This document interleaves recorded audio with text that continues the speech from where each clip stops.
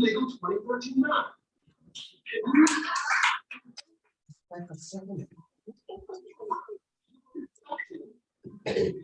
Same illegality.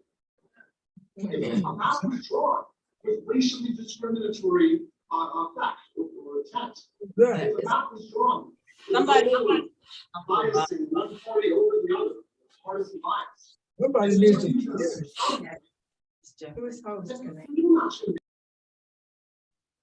There you go. Well, I'm concerned because this is Dr. Weiss. Right. Well, Well, it's might just be- somebody's- might be on the phone, using his phone for the vibe. Oh, okay. Dr. Weiss, we just, oh, so there's two of you. Okay, I couldn't hear on my other. Oh. meeting. Okay, now we're, Okay, because we could hear like maybe where you are in the background. is this okay now? Yep. Is this better? Okay. Yep, and we're recording and live on YouTube. I didn't see you pull up on live stream. I hit record first. All right.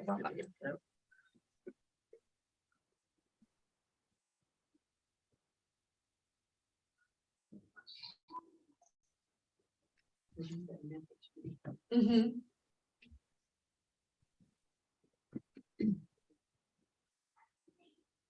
Okay, good evening, everyone. This is the meeting of the Majority Redistricting Subcommittee. It's November 16th. The meeting is called to order at 7:15 p.m. A roll call. We have subcommittee members, Kashana Owens Cody, Here. Thanks. Constance Graves, Here. Larry Malden, Here. Adrian Kissy, Here. Donna Bullock, Here. Nick Mazza, Here. myself, Marie Allen Campbell. Also with us tonight, we have Larry Volk from the Albany County Redistricting Commission. We have Marissa Zanfardino. Here.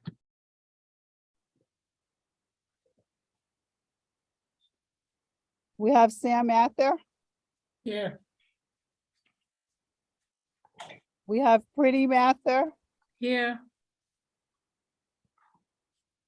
We have Dr. Lisa Hanley. I'm here. I think I have everybody. For some reason, I'm hearing everybody's voice like really low.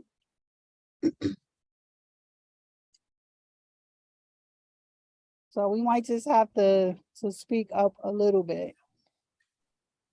Professor Weiss, on the legal front, do you Well, have anything for us this evening? No, there's nothing new.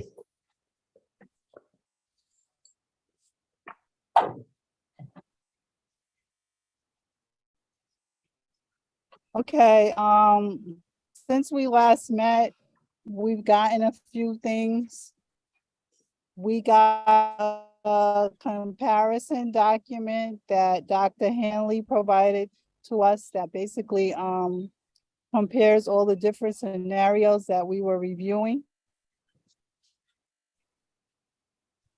We also received comments from Legislature Merton Simpson, which was shared. We also received a PowerPoint presentation from ArcBridge that looks at some of the district data in response to some of the comments that we received.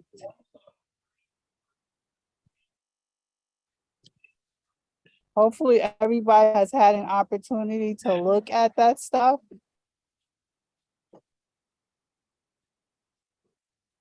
Dr. Hanley has to leave early. But before Dr. Hanley goes, I will ask Arkbridge if y'all have any comments to provide them.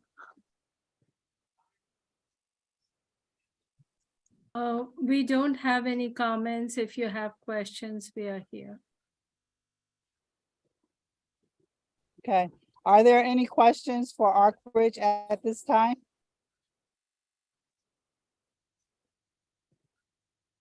Okay, so I'm going to turn it over to Dr. Hanley. I don't, do you need me to bring up the summary or do you have it in front of you? I just thought I'd spend 2 seconds describing what the summary is. I mean, if you could bring it up, that would be helpful. Okay, let me see if I can find it. And then, is this set up for me to share? Yep. Okay. Let's see where this would be. This is November 12th. This should be this. All right, let me see if I can share my screen.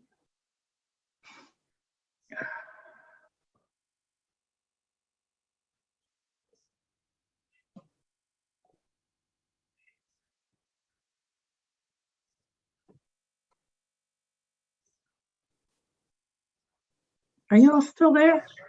Yes. What have I done? I've done something. Yeah, really quiet. What have I done here? I can't find you guys.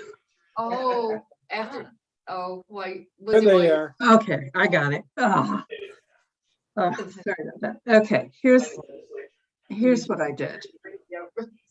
Can you see this? Yeah. Yes. Okay, all right. So I took the current plan and then the November 5th 5-district plan, the November 9th 6-district plan. These were prepared by Arkbridge. Then the Dahl 6-district plan, and finally the plan that we had sent, that you had sent on to the legislature, the 7-district plan.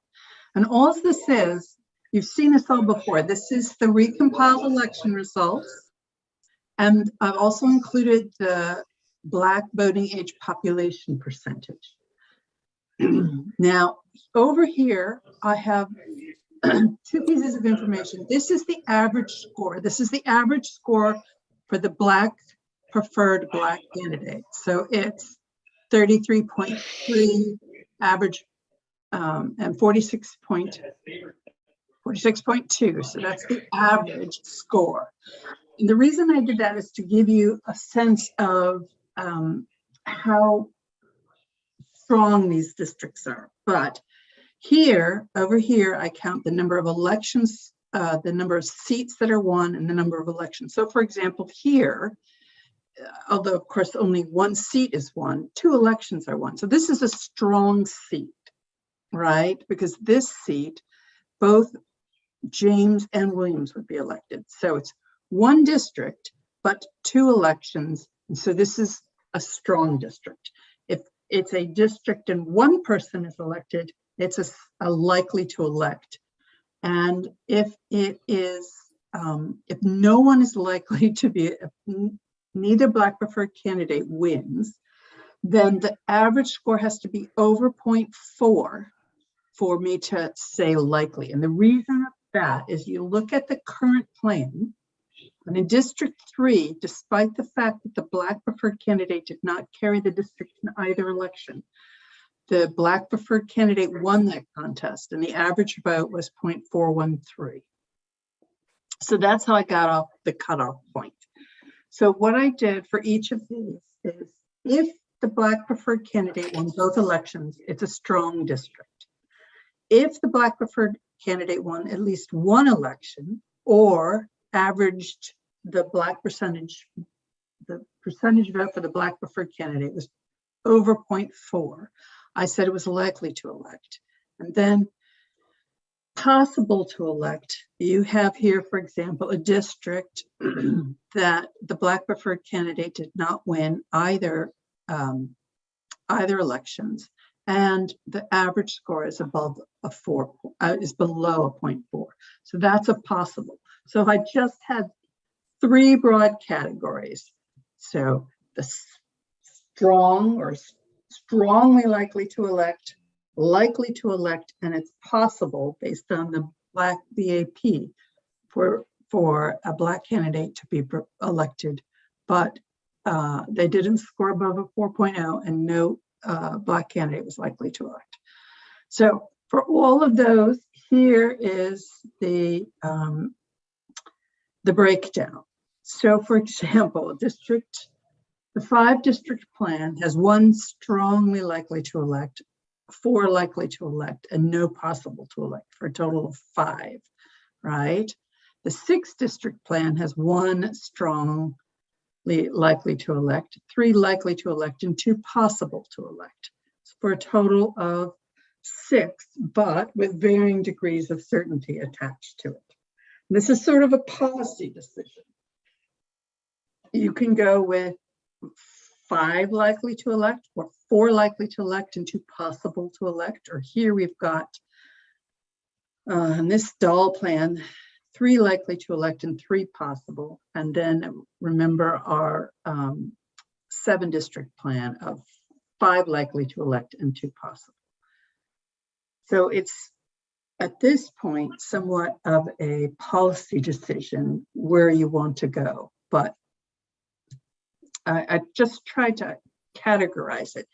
This table down here doesn't include the Black BAP. That's something you want to consider as well. And that's why I've added it to the table. Although I'm going to ask Pretty and Sam to check and make sure that I've matched the correct plans with the correct Black VBAP.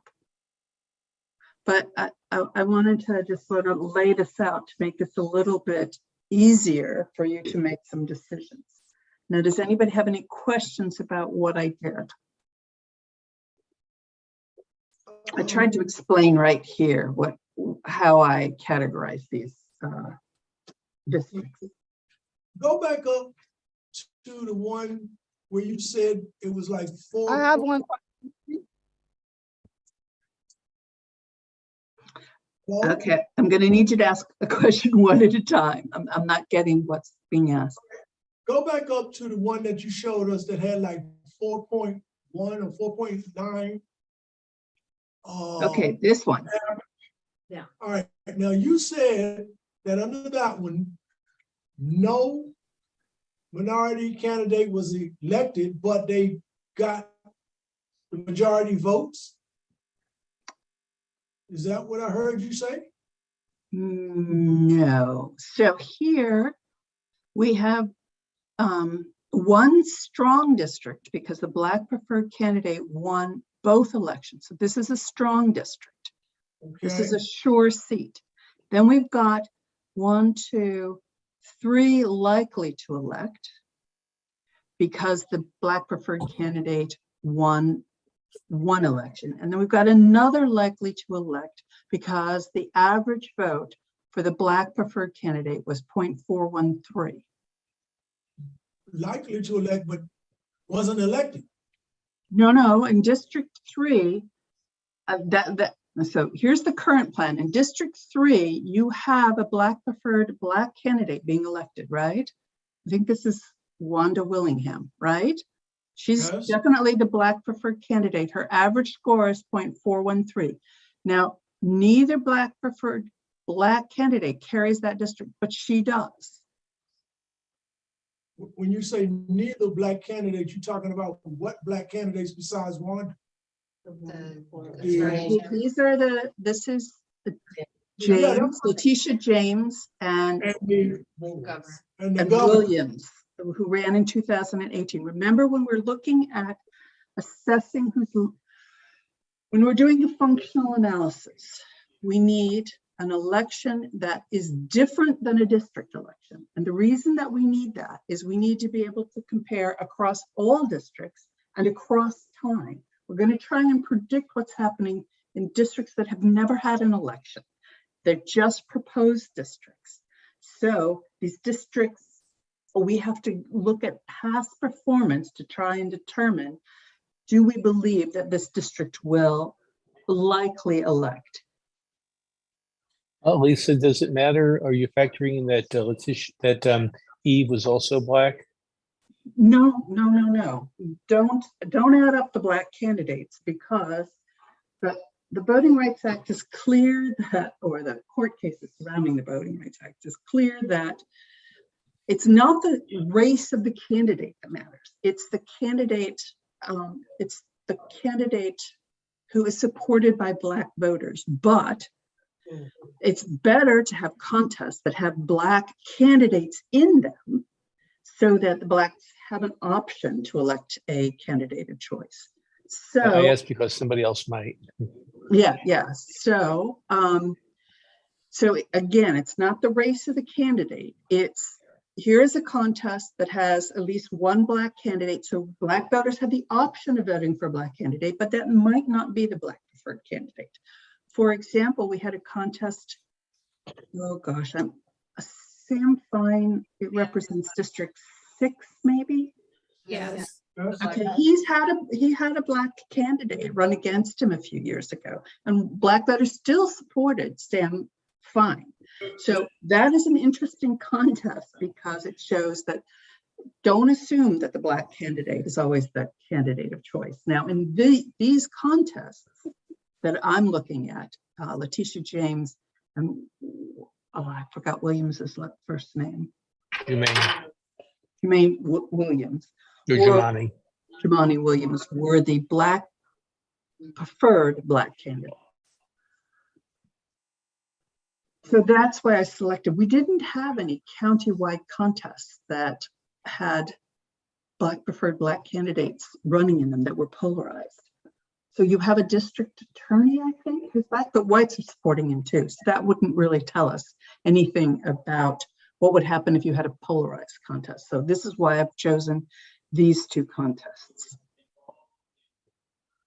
Now, again, let me explain, these contests aren't the best contests. These are the only contests we have to use, but these are contests that occurred in 2018, and your elections are on off years. So you got 2015, 2019, 2023. So it's not an election that occurs at the same time as your county legislative contest.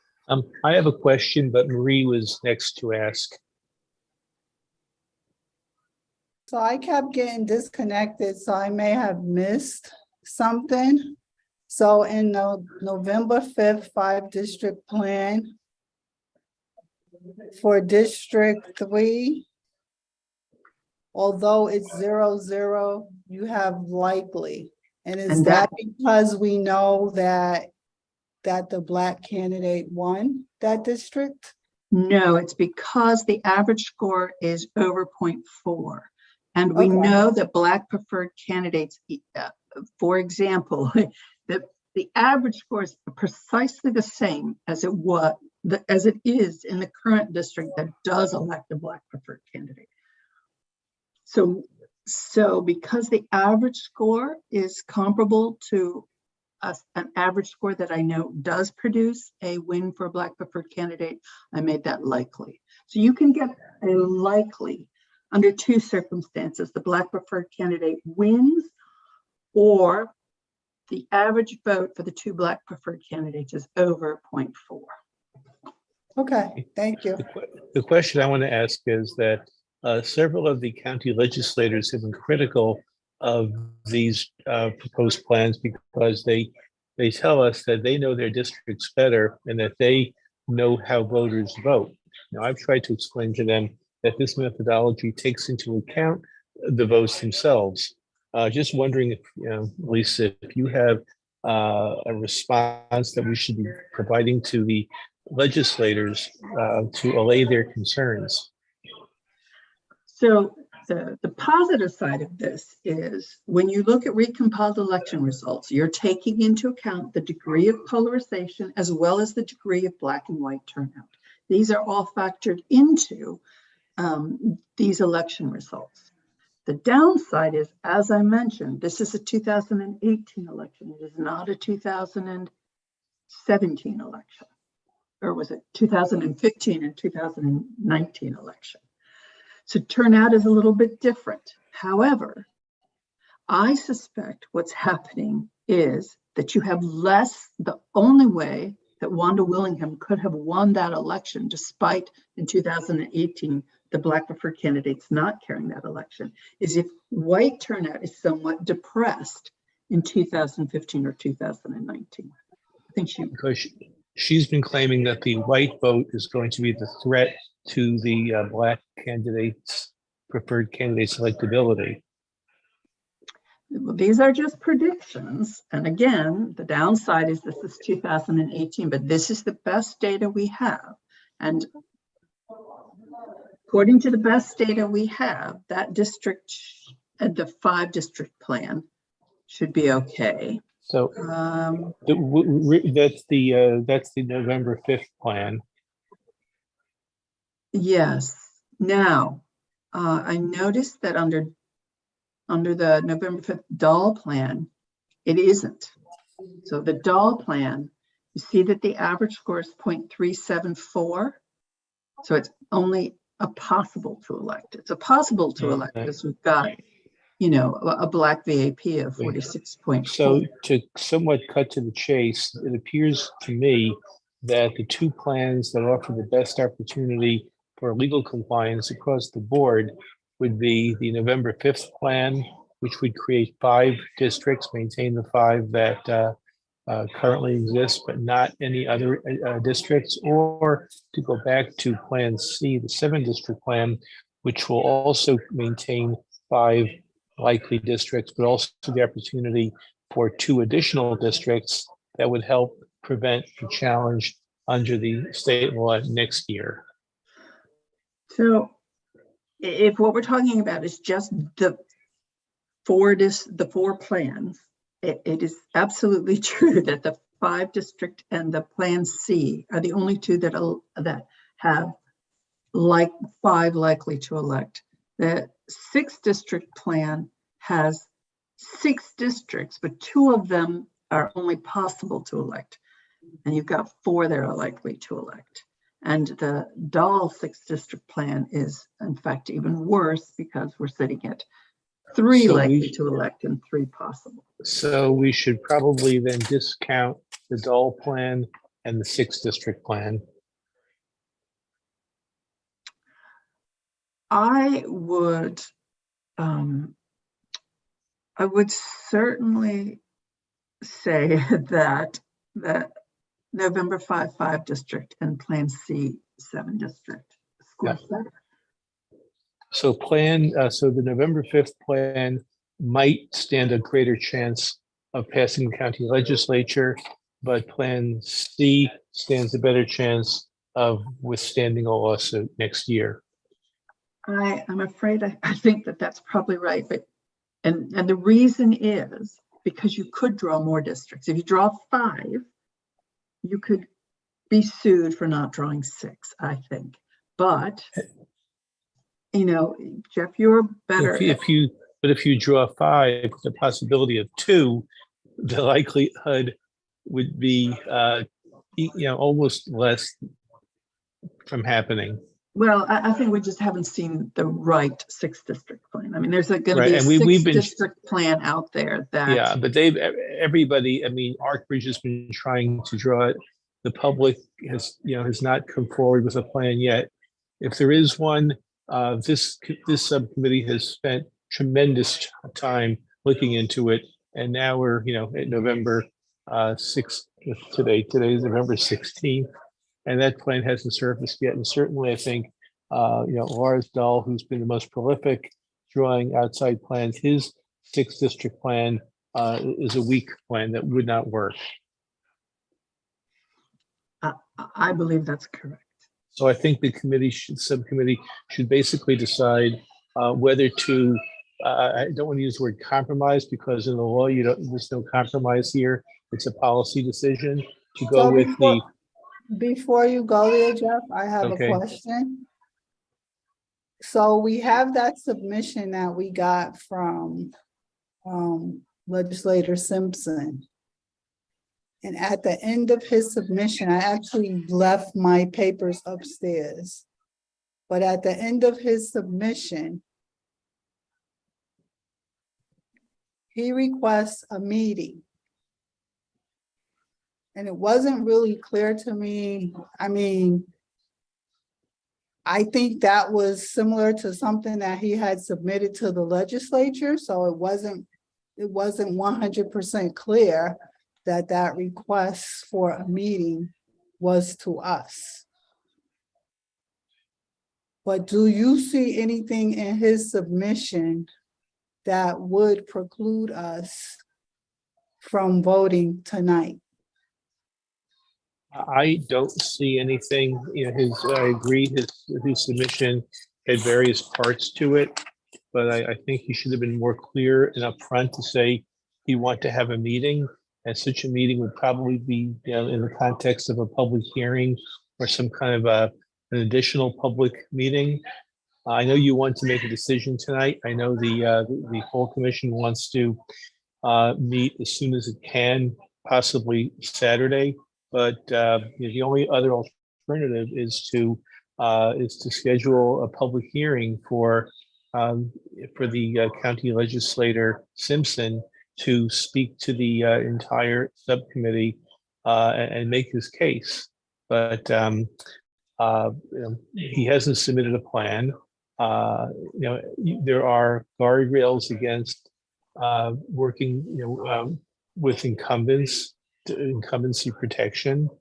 So you can listen, but I'm not sure it would change anything. And also, if you vote tonight and something comes to light before the full commission from Legislator Simpson, the full commission has the option to make a change as well. So this committee can move forward with a decision tonight and then leave it to the full commission to decide to discuss whether they want to have more input or not. But we really are at a very late hour in the process that this is a decision you all need to make. Okay, Commissioner Legislators, Volk, go ahead. I'm sorry, I'm going to hold there. Commissioner Volk, since you are in our meeting, did you have any comments you wanted to make? I do not have any comments. Okay. At this point, do any of the subcommittee members have questions? Anything you want to put up for discussion? Any comments?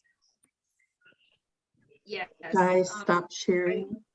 Oh, yes, you can stop sharing, right? Or you guys still?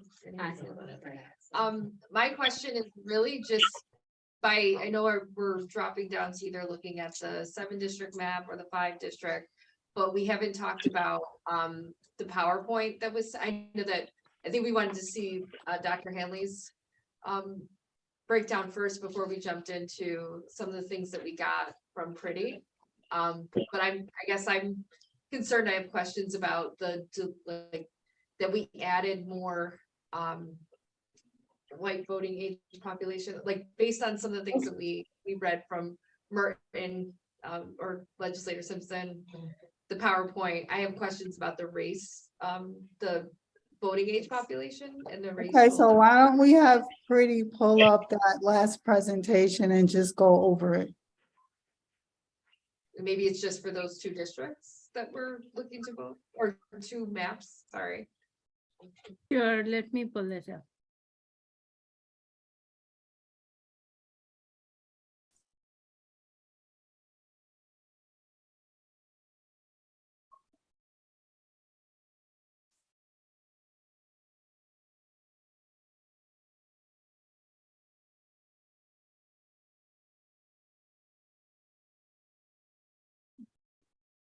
This one, the one that you just sent.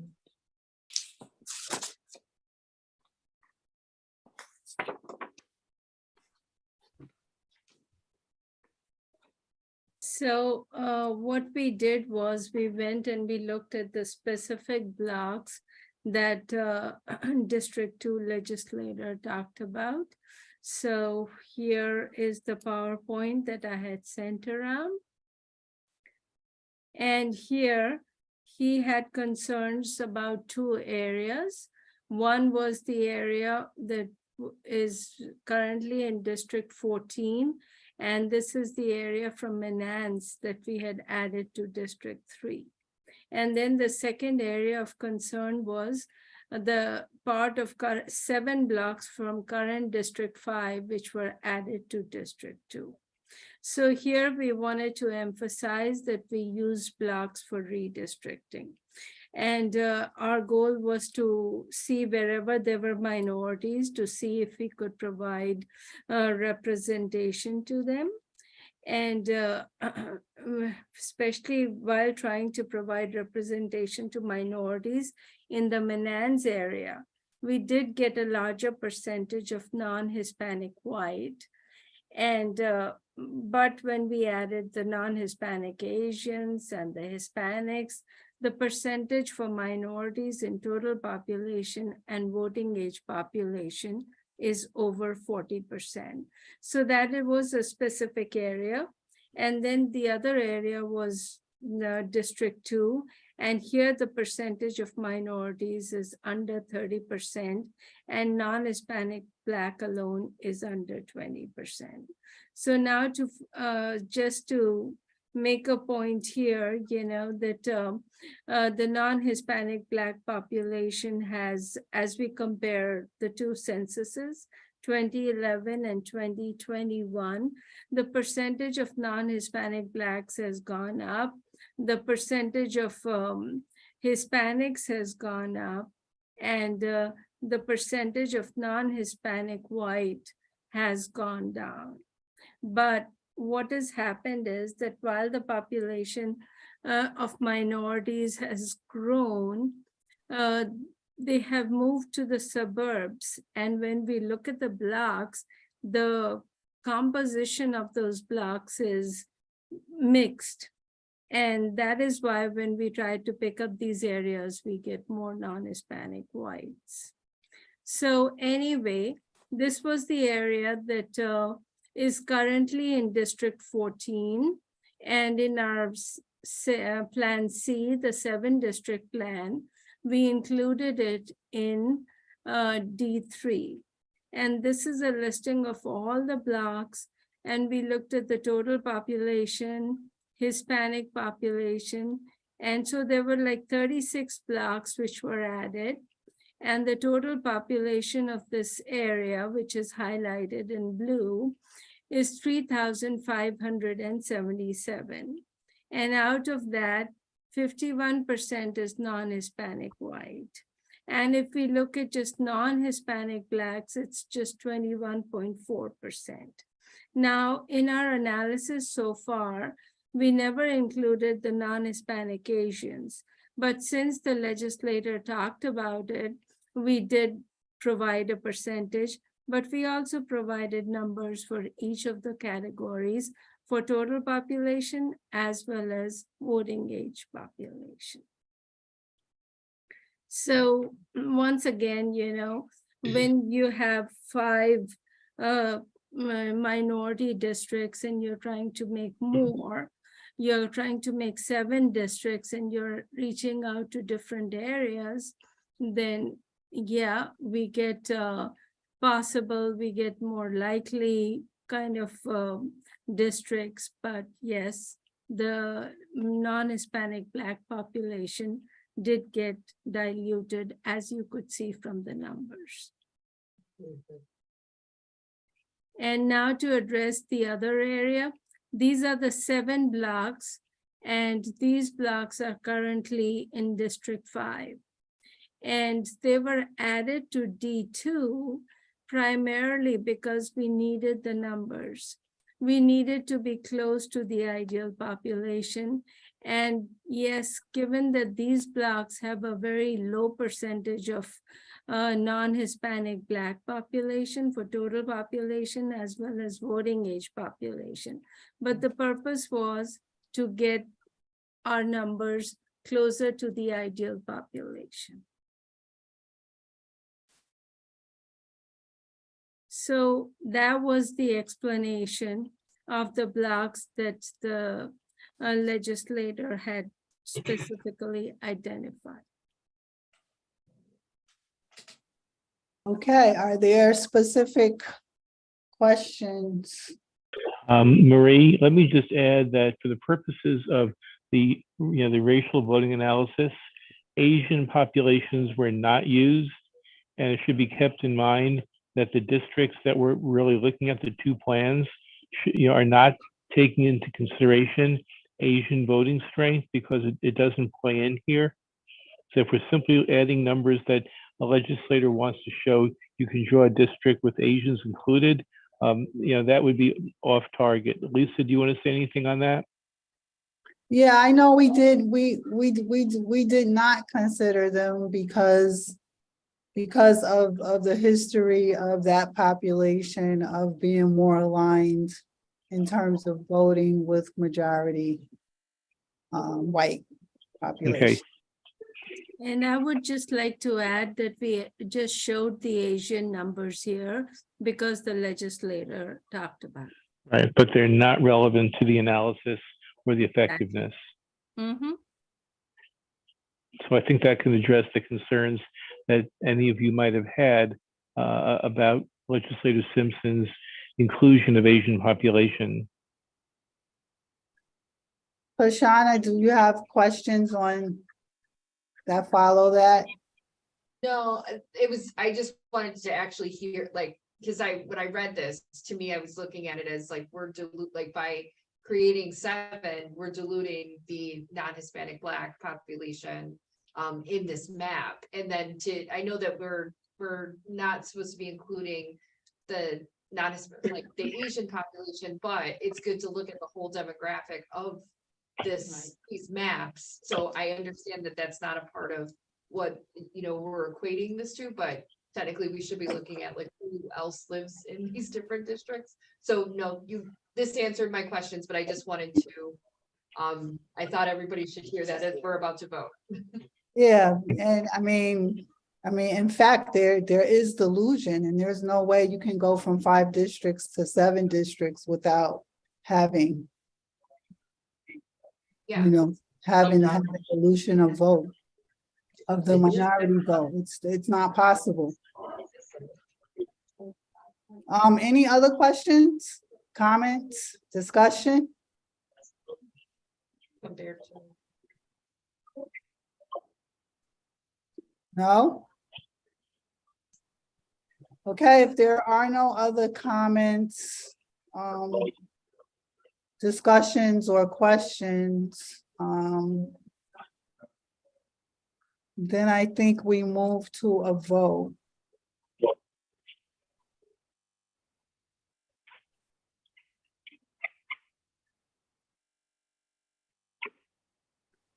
Donna, Yes. can you handle the procedural vote? Yes. Do a roll call vote? Yes.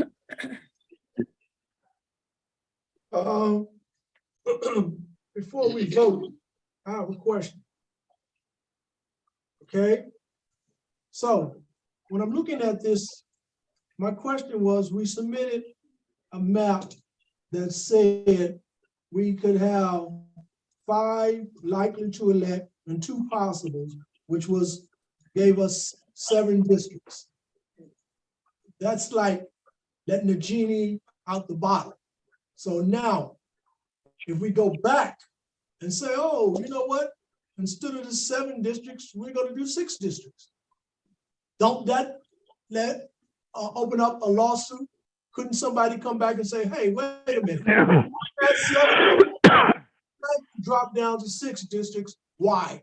And what propelled you to do that? I mean, even if we went to 5 districts, wouldn't that somebody could come back and say, hey, you had 5, you was at 7, now you have 5, I'm just saying, either way we look at this could be opening up for a lawsuit, right? Well, I the sixth district plan is a weaker plan because it includes 3 likely and one, I'm sorry, 1, 2, 3, 3 likely, 1 strong, 2 possible. So it only really has 1, 2, 3, 1, 2, 3, 1, 2, 4 districts that are really more, that are safer. It's a weaker plan than the 5 district or Plan C. That's something that Dr. Hanley addressed a little while back.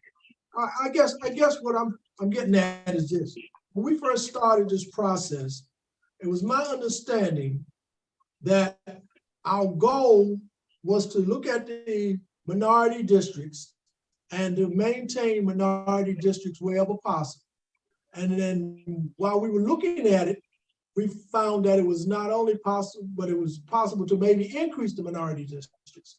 And then part of the other plan was to try to keep the county from being sued again, which they've been sued for like the last 3 times. So I was my understanding that those were like our 2 goals. Am I wrong? To like minority districts? I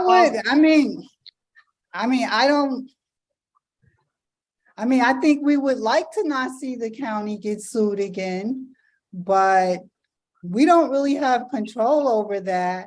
And getting sued, you can get whatever plan we pick, we could get sued. Okay. Let me just close. If I could say, getting sued is one thing, losing is another. If we submit a map that we feel is appropriate on all 4 corners of the law, we can be sued, but it can withstand the litigation. It can hold up. So I wouldn't be so concerned about whether or not we get sued. My concern is what we produce is something that can stand up to a lawsuit. Yeah, keep in mind that the 6th district plan, the November 9th plan, is a weaker plan than the November 5th or the Plan C. So I would not recommend that the 6th district plan be remain on the table. You've only got 3 districts that are, 4 districts that are either strong or likely, which does not equal 5, it's 4. The 5th district and possibly a 6th district are only possibilities. So I would not want to go that way. You want to maintain, to the extent you are reliably sure that 5 districts will be maintained.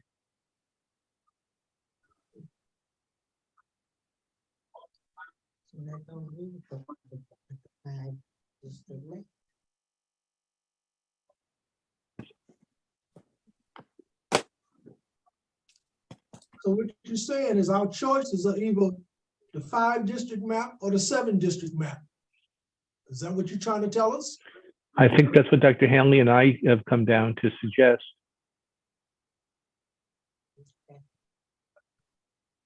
That's their recommendation, Larry. Okay, well. That's advisement.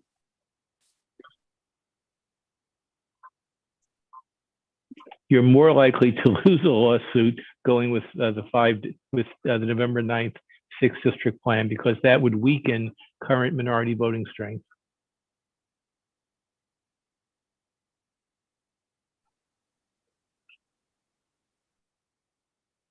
Are we, anything else?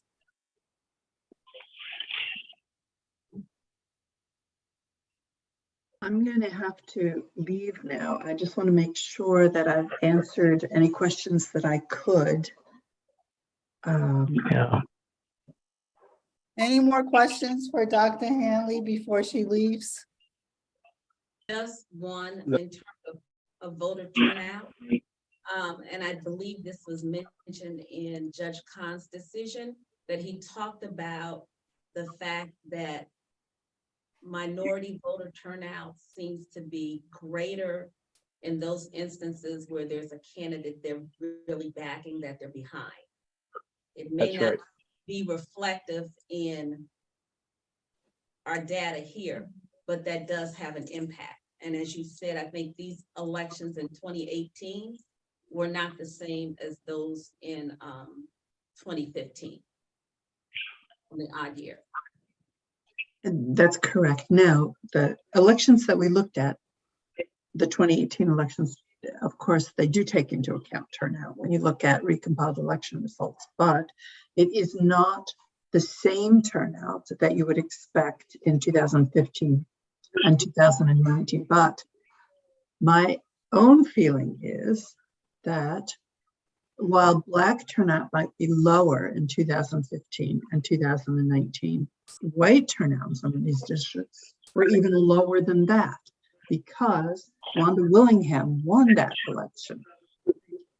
So I don't think that we can make any predictions about what Black or white turnout would be. All I can tell you is that the 2018 elections that we look at, I think, overpredict what we're going to see in terms of white turnout. It might also overpredict what we would see in Black turnout, but it's white turnout that's even higher. The white turnout is even more overpredicted.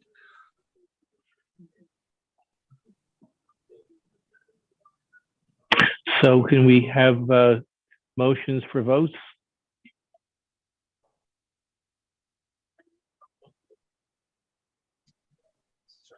So I'm going to leave now.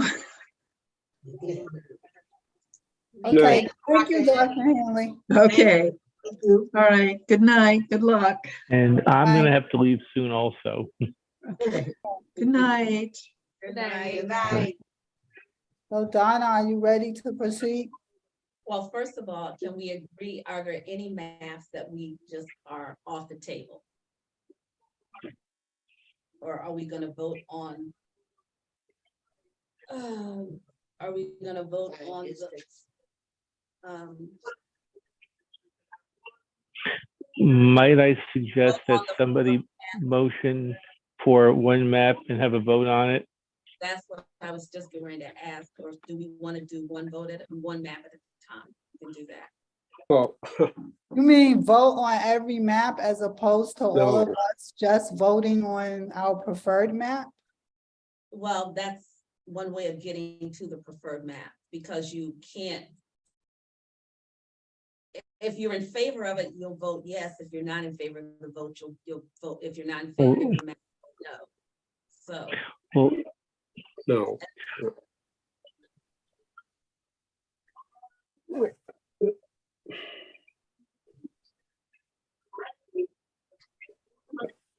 Well, are we not voting on the 6th district map? Is that one off the table? I mean, I don't think any of them are off the table. I think we have recommendations from Professor Weiss and Dr. Hanley relative to the 6th district map, 6 district maps. And they're weak. But I don't believe that takes them off the table. It just gives us more information to consider in voting.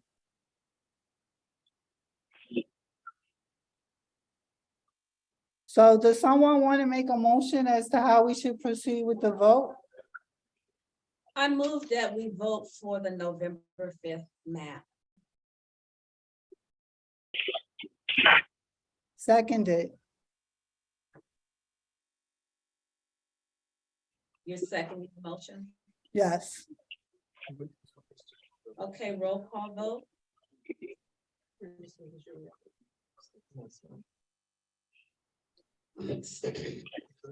Right here. So the November 5th map is the one where we have one likely and 4. Okay. Shauna, Cody Owens, sorry about that. Yes, I can't hear. Yes, Okay, for the November 5th map. yes, Constance Graves, Yes. Larry Malden, Yes. Adrian Kissy, Yes. Nick Mazza, No. Marie Campbell, Yes. Donna Bullock, no.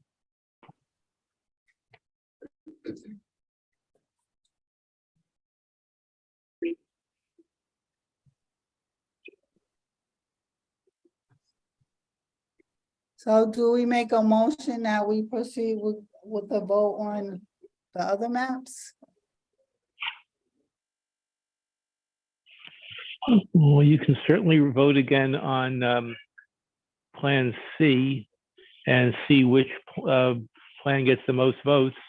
That would be the plan you suggest to the county legislature. Okay, well, I think before we get to C, I make a motion that we vote on a 6th district map. Which one? There's two The out November, is it November 9th? Yeah. The November 9th plan.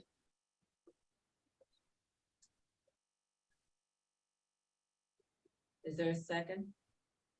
I'll second.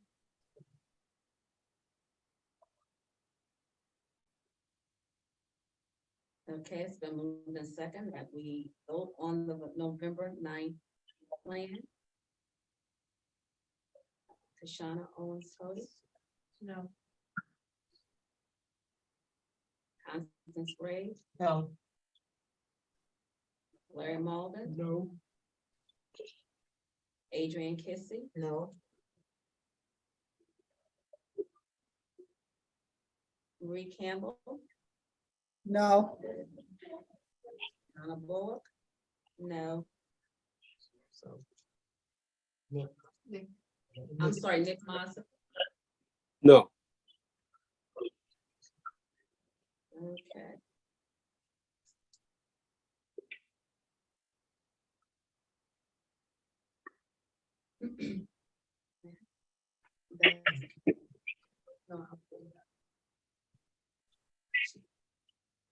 Can I get another motion?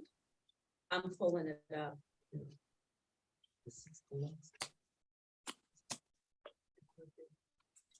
I move that we vote on the November 5th doll map.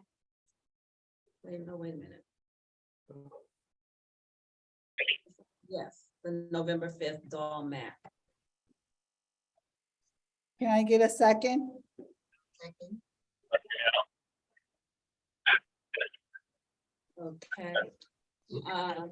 Kashana, No. Constance Graves, No. Larry Malden, No. Adrian Kissy, No. Nick Mazza, No. Marie Campbell, No. no. I move that we vote on Plan C, which is the 7 district map.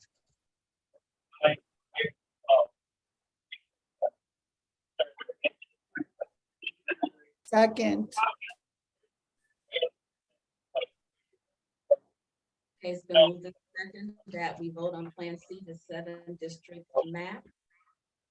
Kashana Owens Cody. No. Constance Graves, Larry Malden, No. Adrian Kissy, No. Marie Campbell, No. Nick Mazza, Yes. Donna Bullock. Yes.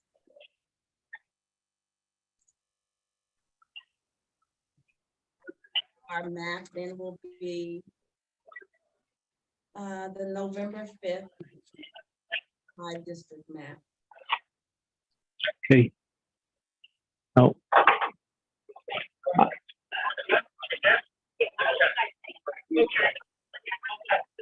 Okay.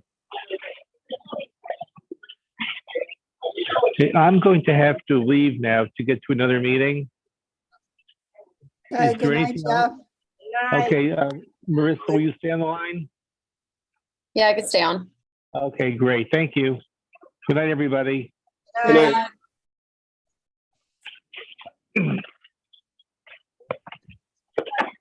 So the subcommittee has voted, and the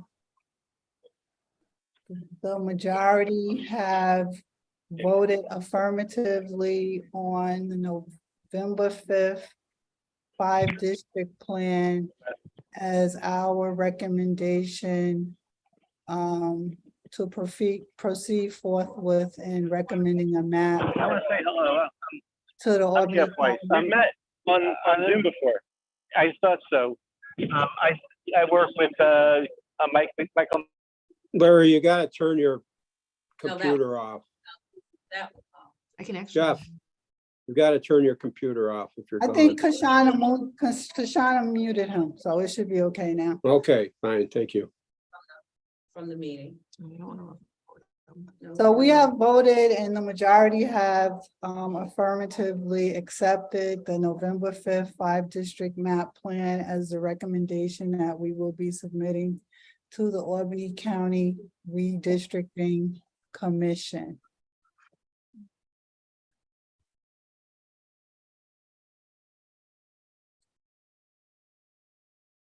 Could, before we adjourn, could we just get that vote on the record? It was, I think, 5-2 or 5-6 to 1. 5-2. Thank you.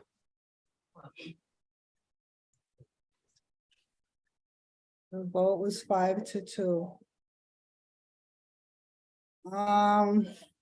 Next steps will be the submission of the recommendation to the Redistricting Commission in their next meeting.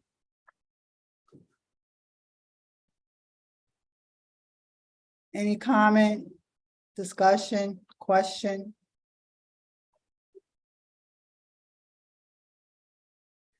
Is there anything else we need to discuss tonight? Are we gonna meet on Saturday? Do we have a reason to do so now that we've made our decision? I think as of right now, we should keep the Saturday meeting. Okay, And if there's no need for us to go forward with it, then we will cancel it in advance of that date. okay, thank you.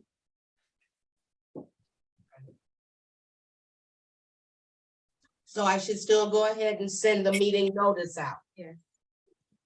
Yes, Yeah.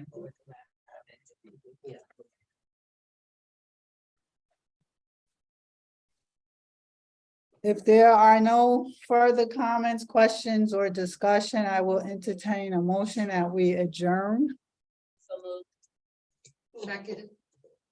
It has been properly seconded and moved that we adjourn the meeting. All in favor? Aye. Aye. The meeting is adjourned at 8:13 p.m. Thank you. Good night, everyone. Good